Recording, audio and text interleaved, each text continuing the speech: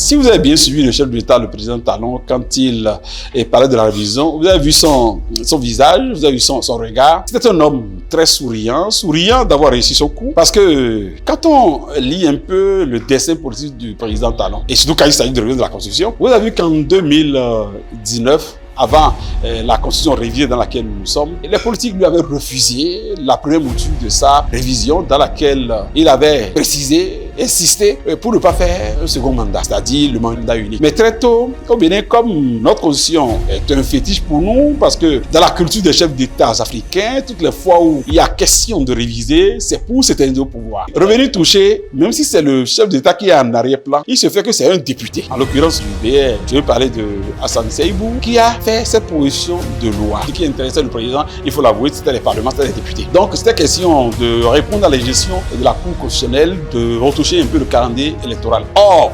réussir à toucher le calendrier électoral, rester dans la dynamique pour que les choses aillent bien, pousse nécessairement toucher à la Constitution. Et comme c'est lui qui est aux commandes, parce que là, à la différence des chefs d'État qui vont en s'affaiblissant au fil du temps pour la fin du mandat, c'est que Patrice Talon, lui, là, encore la latitude de faire venir d'autres députés. Ce faisant, il est encore fort. Et ces députés qui va venir prochainement, ça sera des députés de son sang en griffe. Ça sera des jeunes en qui il aura confiance, qui vont tout lui donner, qui va mettre. Et les députés actuels du BR et de l'UP qui sont là se feront éjecter, qu'ils veulent ou pas. Ils n'ont pas la chance de parrainer et ils ne pourront pas revenir.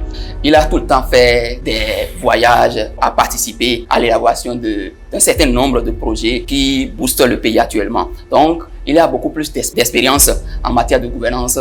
Des partis actuellement du chef de l'État, Patrice Talon, il pourra s'en sortir royalement parce que, tel que le président Patrice Talon a géré depuis près de 9 ans, notre pays n'a pas plu à certains Béninois parce que je pense qu'il a géré avec un peu plus de rigueur, de ruse et un peu ajouté avec un peu teinté de la rage. Donc je pense que, tel que le doyen vient de le notifier également, si jamais il positionne quelqu'un en tant que dauphin, cette personne-là va échouer terriblement. Avoir rencontré des journalistes qu'il n'avait jamais vus auparavant, parce que nous n'avons de cesse de décrier le fait de ce mépris dont nous sommes victimes, de la part du système qui est là, de la part du président Talon.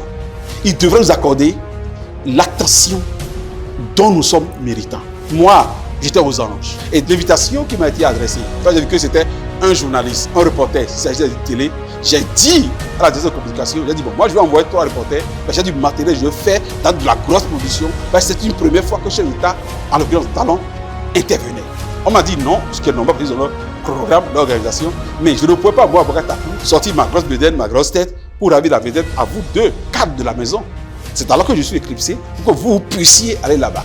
Et c'est de votre compte rendu que j'ai entendu quand vous avez arraché les téléphones, les enregistreurs. Nous, le téléphone aujourd'hui est un outil de travail pour les journalistes. En aucun cas, devant notre président, on ne peut pas nous retirer notre matériel de travail. On ne peut pas nous interdire de prendre le son. Parce que nous sommes dans une dictature. À la dire comme pas l'entreprise de mes copains, que je vais dire, bon, c'est beau, non, c'est beau, c'est mauvais. Il faut atteindre l'image de Talon. C'est le président lui-même qui a demandé, qui demande à ce que, bon, pour son, je sais quel type d'élégance, après une rencontre comme ça, pour une première dans l'année, ce qu'il n'a jamais fait, on ne peut pas quand même donner les commodités qu'il faut, qu'il y ait un petit cocktail, que le président, même s'il ne boit pas son verre, qu'il tourne autour des autres, qu'il salue en kiki les journalistes. Il fallait ça pour donner de la beauté, de l'harmonie, de la classe à la fête d'hier. Parce que ça doit être une fête. Mais ça va être une fête parce qu'on n'a pas mis toutes les conditions à jour. Et c'est parce que William est trop sérieux.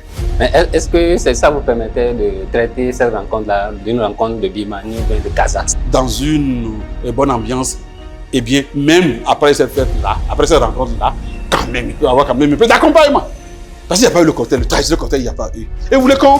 J'ai vu des journalistes dans des forums en train de me critiquer en disant c'est lui Takou, voilà, il n'était pas là, c'est pourquoi il a fait un procès. Non, j'ai été invité. Mais il faut qu'on fasse les choses maintenant à l'endroit, comme l'a voulu le chef de l'État. Donc ne laissons plus, quand c'est de la corporation, il n'y a pas d'amitié. J'ai la chance, le Graal, la baraka, d'être un des rares qui est parfois assez au chef de l'État, à sa convenance bien évidemment. Mais ça m'oblige à dénoncer des choses. Ça m'oblige à oublier les relations personnelles que j'ai avec les membres de la cellule de communication de l'État pour dire ce qui doit l'être.